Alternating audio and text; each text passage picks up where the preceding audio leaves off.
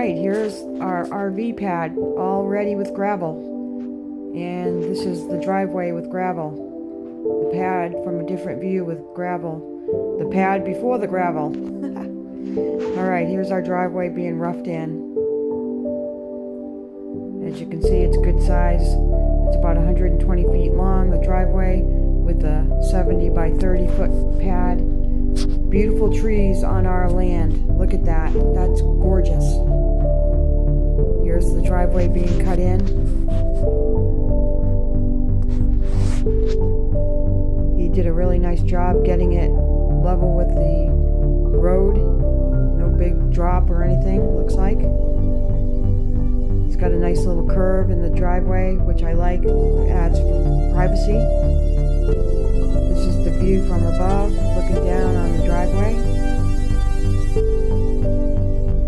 Did a really nice job. Really great. Look at those beautiful trees.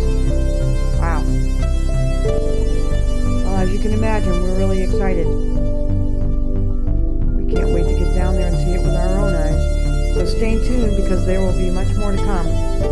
Enjoy the last pictures of the driveway, the pad. Thanks for watching. Have a great day.